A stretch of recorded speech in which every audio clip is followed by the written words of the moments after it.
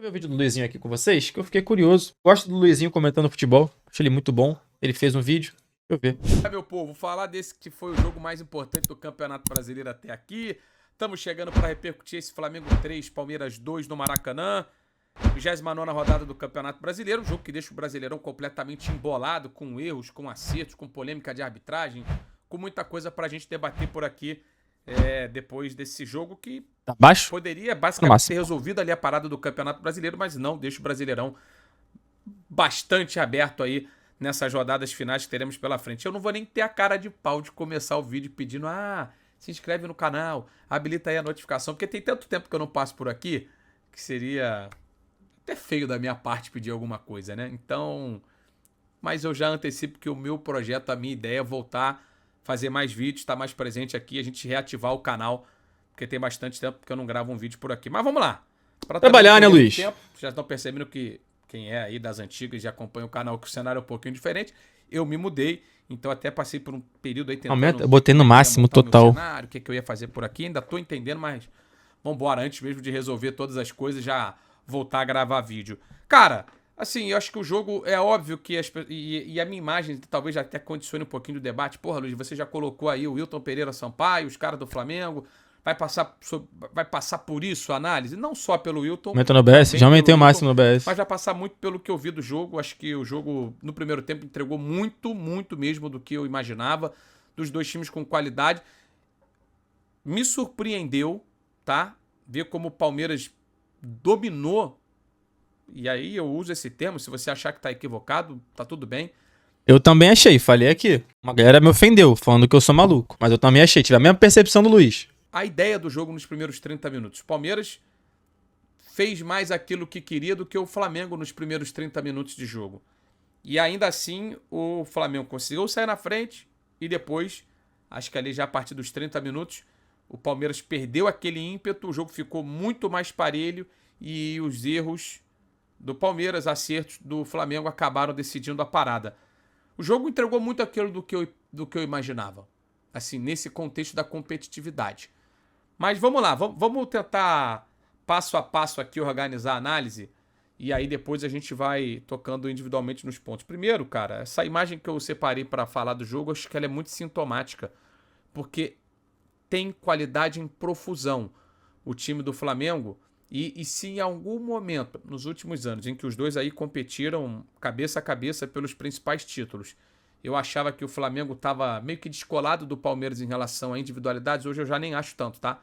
Pô, mano, eu ia falar isso, cara. E o time do Palmeiras é muito bom também, mano. Parar pra olhar ali os 11 titulares do Palmeiras, o time é muito bom também, mano. Então, assim, o Palmeiras, ele conseguiu ali se reforçar e conseguiu dentro do elenco achar soluções que colocaram o Palmeiras num nível muito bom. Um cara foi o determinante. Não é o Arrascaeta que tá aí no meio do abraço, foi o Pedro, que jogou demais, que foi, assim, fundamental pro lance do primeiro gol, fundamental pro lance do segundo gol. E, obviamente, o cara que fez o terceiro gol da equipe do Flamengo.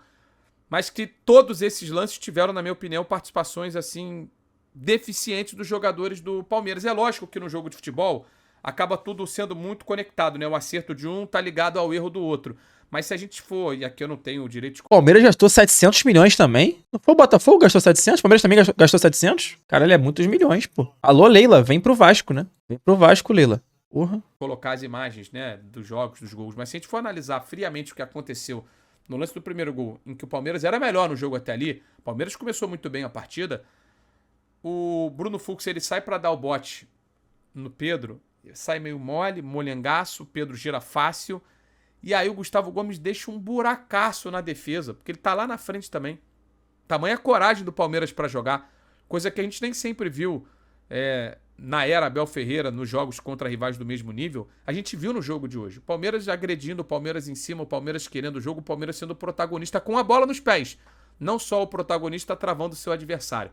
Mas aí esse desajuste defensivo dá o espaço que dois caras muito diferentes sempre acabam aproveitando. Pedro na jogada, jogou muito Pedro, na jogada para deixar o Arrascaeta na cara do gol.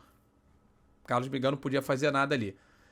E o mérito do Palmeiras foi gigante em não se abater, em continuar indo O zagueiraço Gustavo Gomes, segundo você? Não, ô Gustavinho. O Gustavo Gomes agora virou um zagueiro ruim porque ele errou no primeiro gol do Palmeiras. E aí a tua avaliação é que tá correta. A avaliação de todo o resto das pessoas que acham ele bom, todo mundo é burro. Tu é inteligente porque tu avaliou ele como ruim porque ele falhou no primeiro gol.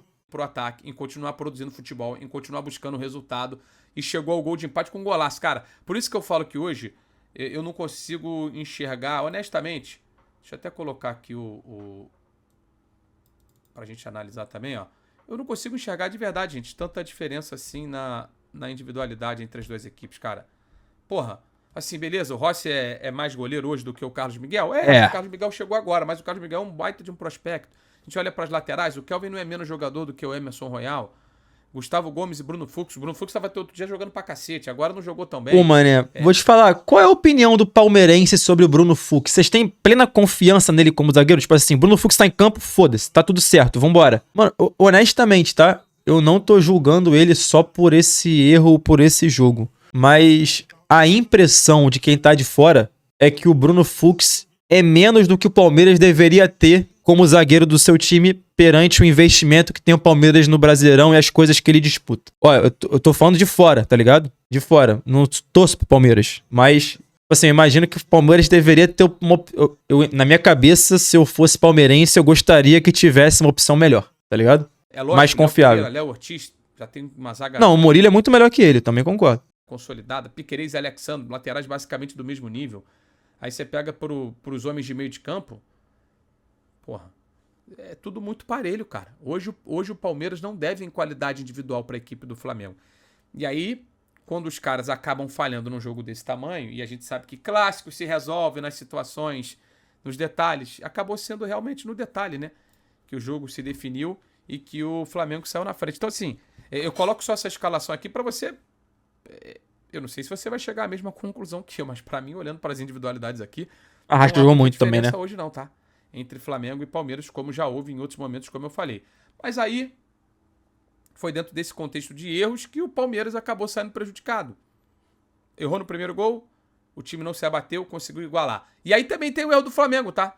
No gol do Vitor Roque, porque... Tem erro do Flamengo também. Jogadores em campo, talvez também, porque se o Léo Ortiz já não tinha condições de continuar e o Léo Pereira ia entrar, e tava meio que claro isso ali, para quem tava vendo a transmissão, parecia nítido que o Léo Ortiz não ia conseguir continuar. O Flamengo demorou, cara. Tem que chegar e botar logo o Danilo. Ah, tá frio, entra logo, irmão. E aí tomou o gol, porque o Palmeiras foi esperto, soube trabalhar a bola, soube girar a bola. E o Palmeiras chega ao gol e, pra mim, continua sendo melhor. Até os 30 minutos, como eu falei. Dali em diante, dali até o final do primeiro tempo, era meio que jogo de ninguém, do ponto de vista de controle. Mas o Bruno Fux não pode... E eu não achei falta em cima do... Eu vou falar do pênalti daqui a pouco, tá? Quero falar do pênalti no comecinho da partida. Eu não achei falta do Pedro em cima do Bruno Fux. Também não achei, não. Pênalti. Cara, esse tipo de contato, de choque, de encontrão acontece toda hora. Pô, bicho, não dá pra gente achar que... Porra... Foi esse contato que fez o Bruno Fux cair. O Bruno Fux, ele se entregou ao contato do Pedro. E aí o Pedro continuou no lance. O Bruno Fux, todo atabalhoado, fez o pênalti. Repito, o Bruno Fux estava bem pra caralho até outro dia. Agora, fez um jogo ruim no jogo mais importante do campeonato. E pode perder confiança, né? E aí foi pênalti, claro. Jorginho bate bem. Não gostei do Carlos Miguel no pênalti. Todo mundo sabe que o Jorginho não dá pra você escolher o canto. Espera o cara bater, porra. Espera ele bater. Eu falei sobre isso no grupo. Algumas pessoas discordaram. E, mano... opinião, ponto, tá? Opinião. Só minha opinião. Tudo bem se discordarem. Mas eu não consigo crer que um goleiro profissional, ele vai saber menos do seu adversário que vai bater um pênalti contra você do que os torcedores que não trabalham com isso, pô. Porque, tipo assim, com todo o respeito, mano, era a mesma coisa quando era o Gabigol batendo pênalti. Irmão, o cara, ele vai ter uma porcentagem altíssima de aproveitamento batendo pênalti. Entendeu? Altíssima. Se você escolher o canto, é 100% que ele faz o gol. Gente, é 100%. Se você escolher o canto, é gol. Você não tem chance de pegar, tá ligado? Se você ficar parado no meio do gol, tu vai ter 5% de chance de pegar. 6%, 10% que seja. Tu não vai ter muita chance não, tá? Vai ter pouca chance. Mas é o mínimo, tá ligado? Então, tipo assim, caralho, velho. Se você pular e escolher o canto, tu não tem chance nenhuma. Aí é zero. Então vai pelo mínimo, fica parado, fica plantado no meio do gol e vê se ele bate um pouco mais fraco do que deveria, vê se a bola não vai tanto no canto assim e tenta pegar o pênalti mal batido. A tua chance de pegar é pequena? Muito pequena. Mas é a única chance, tá ligado? É a única chance, velho. Então, tipo assim, os caras faziam isso com o Gabigol também e escolhiam um canto, troço revoltante. O Gabigol fazia todos os gols, tá ligado? Então, assim, mas fica plantado. Com o Jorginho é a mesma coisa. Se eu não me engano, o Jorginho ele perdeu um pênalti na final da Eurocopa contra a Inglaterra, não foi isso? Na final da Euro, não foi que ele perde um pênalti? É contra a Inglaterra ou contra outra seleção? Acho que é contra a Inglaterra que ele perde um pênalti. E tipo assim, o goleiro, ele fica plantado, dá uma fintada e fica plantado. Foi Suíça? Foi alguém Suíça, né? Mas perdeu contra alguém. Foda-se, eu não lembro. Mas assim, ele fica plantado, esperando o Jorginho escolher, velho. Dá uma fintadinha ou outra, é uma planta. Planta, entendeu? É a única chance de pegar. Cara, se você ficar plantado contra o Jorginho, você vai pegar o pênalti? Não, velho. A tua chance de tomar o gol é muito maior do que a de pegar. Mas é a única chance, entendeu? Neuer tomou, é quase impossível. Por isso mesmo, eu não tô aqui pra ensinar o Neuer a ser goleiro, pelo amor de Deus, cara. É só, tipo assim, a gente olha pros caras batendo pênalti e analisa o seguinte. Porra, se você prestar atenção no batedor, você sabe que é impossível pegar. Se você não ficar plantado. Fica plantado e toma o gol no canto. Ou então tu consegue pegar. Mas é melhor tu tomar o gol no canto plantado do que você escolher o canto e não dar nenhuma chance dele perder. Entendeu? É isso que o Luizinho tá defendendo. E não é só o Jorginho que bate assim, não. Mais batedores fazem a mesma coisa. O Neymar bate pênalti assim agora. O Messi bate pênalti assim agora. Entendeu? Que é, mano, só deslocar, velho. Vitinha bate assim também. Entendeu? É isso. Ah, mas se ele bate e faz o gol, o cara fica no meio, beleza. Mas espera. E aí o terceiro gol também, o vacilo do Aníbal, por isso que eu falo, dos erros e dos desafios. Vitinha perdeu recentemente. O goleirão ficou plantado no meio do gol. Falou, Vitinha, então bate aí. Quer dizer que ele vai perder todos? Não, ele fez quase todos que ele bateu na vida dele. Mas perdeu um, o cara ficou plantado. O erro do Aníbal gera também na pressão do Pedro. Até tuitei sobre isso e depois até fiz uma correção ao meu tweet, porque, disse que o Pedro não pressiona. É verdade, muitas vezes. Mas ele com a bola nos pés é diferente. E quando exerce a pressão, como exerceu e não foi a primeira que ele fez no jogo, aí é o cenário ideal para o Felipe Luiz. Até acho que em algum momento no segundo tempo, talvez ele quisesse fazer a substituição para botar o time mais competitivo, mais pegador na frente.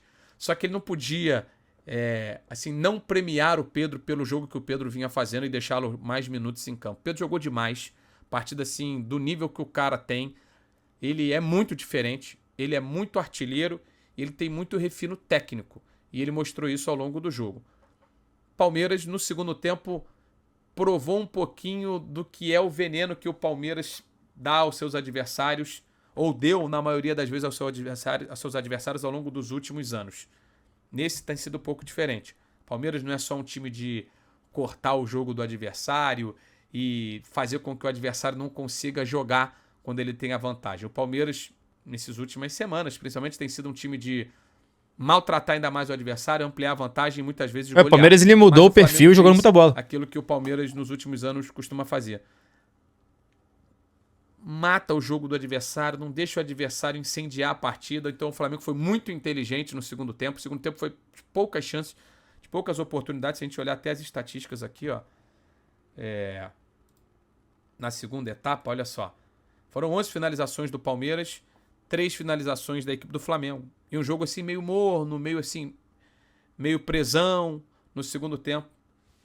Algo que... um pouco mais de posse Palmeiras também, 57%. O texto favorecia muito mais a equipe do Flamengo do que a equipe do Palmeiras. Porque se a gente olhar o primeiro tempo, a posse de bola foi maior do Flamengo, beleza. Só que olha como o Palmeiras teve mais finalizações, foram 5, teve mais volume de jogo. Aí você vai olhar os gols esperados, é óbvio, né? Os caras tiveram um pênalti, né? O Flamengo teve um pênalti e 2 chances cara a cara, porra. Aí o XG vai lá pro alto.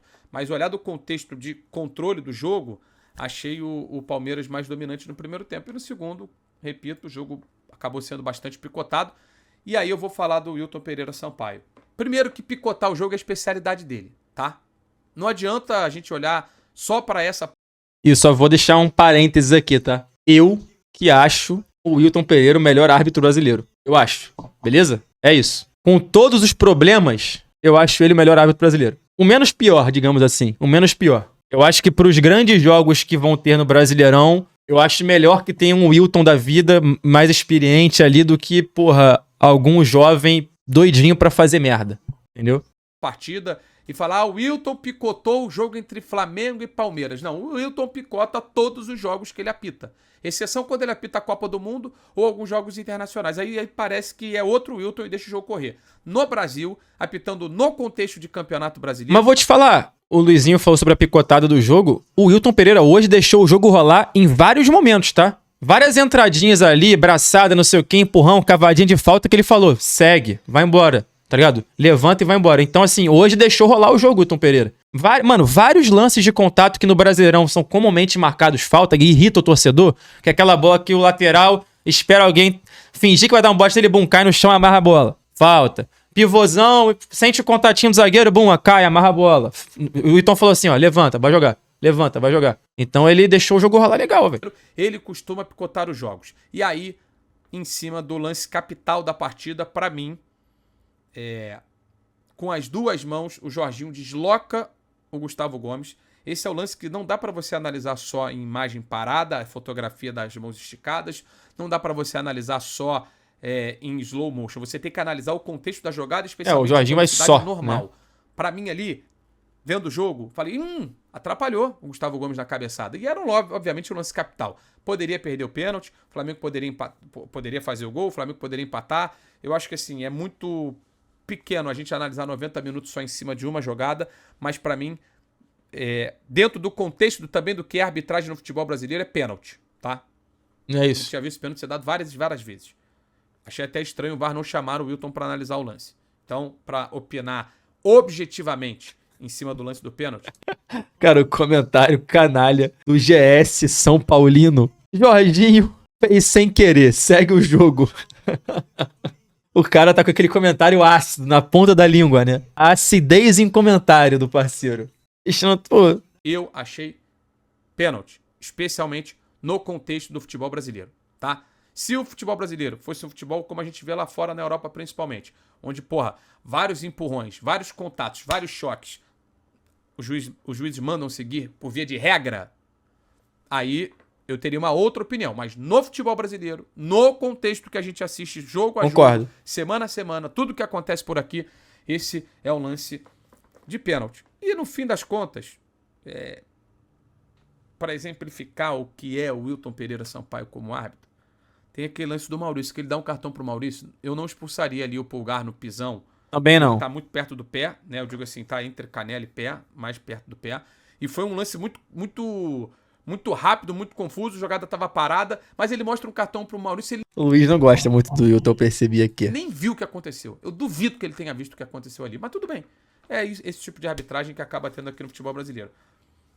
O Palmeiras, na minha opinião, ele sai derrotado do Maracanã, mas ele não sai abatido.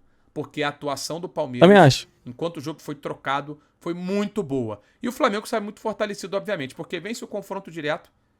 Era um jogo aí fundamental para o Flamengo sair forte na briga pelo título brasileiro. Agora, as rodadas finais que vão determinar quem é que vai ser o campeão, o Palmeiras ainda tem a vantagem. Então, se ambos repetirem os resultados daqui até o final, o Palmeiras será o campeão brasileiro.